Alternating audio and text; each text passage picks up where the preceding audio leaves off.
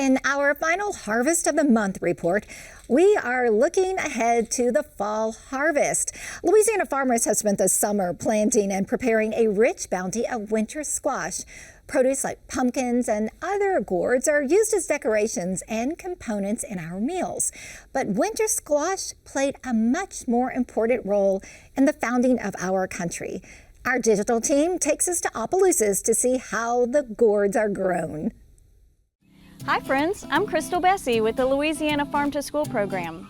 This month's Louisiana Harvest of the Month was so vital to the early settlers of our country that they may not have survived without it during those harsh New England winters. Today, they're every part of our autumn celebrations. It's winter squash. The indigenous people of that time taught us all that we know and love about pumpkins, squash, and gourds. This is Chenier Farms, where they're going to squash our curiosity on how this crop is grown, harvested, and prepared into a cornucopia of treats.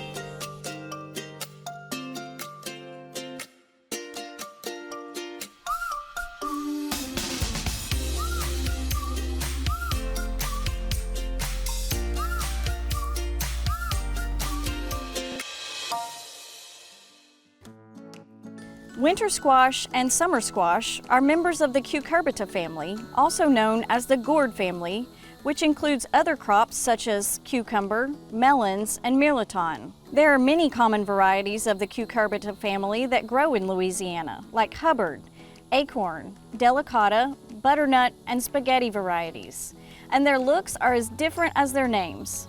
The name squash came from a Native American word called ascuda squash, which translates to mean eaten raw or uncooked.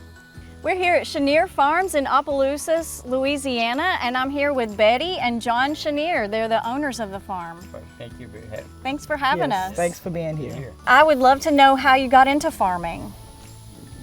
Well, we had 3 boys, and we wanted them to know how to grow their own food, and we started growing our own food. I was growing my own food from my parents. We want to know where the food is coming from. And we know where we grow is where we eat. Yes. And it's been a blessing for us to do that. And we got a little bit bigger, then we expanded to Red Stick Farmers Market. Was the best thing that could ever happen to us. And we've been there for, 20-some years now? 25. Wow, that's great. It's been a blessing. And we've met so many wonderful people out there. That's great. Would you say that you're growing a sustainable way, or how do you manage your crops on your farm? Yeah, we're growing sustainable. We try to do it the natural way. We don't try to use no harsh chemicals, and here in South Louisiana, we got to use some type of chemical, but it be very, very mild. Yeah. Because we out in the field, when we harvest them, we eat. Right. Because I was telling the people, I don't have to go and buy vitamins. I just eat the leaves, and I got all the vitamins that I need. Yeah. The nutrition, Right. Well, this is great to hear. I can't wait to go out into the field and see some of these squash you're talking about. Yes, of course. Let's take a look. Go. Hi, I'm Judy Myhan from Louisiana State University, and I can't wait to tell you what I know about how good winter squash is for you and how to cook the squash, the seeds, and the flowers. These squash that are in front of me are rich in vitamin A, potassium, and vitamin C that you need every day to stay strong and healthy. And in addition to that, the seeds, the flowers are good for your digestive system because they have healthy dietary fiber. So butternut squash is one of my favorites. One of the things that I do is soften it up a little bit in the microwave oven and then cut it in half. And then what I do is dice it. So I have some butternut squash here that I'm just going to dice, toss with a little bit of olive oil, and put in the oven at about 400 degrees in a single layer and roast for about 25 to 30 minutes. And this is the end result, right here. So notice that it has some nice caramelization on it.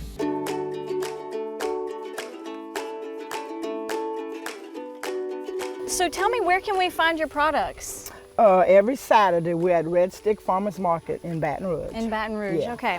A great market to go to. We are diversified and vegetables, fruits. All right, so once they purchase your fruits, your squash at the farmer's market, how can someone store that the best way? Well, it's one good thing about winter squash.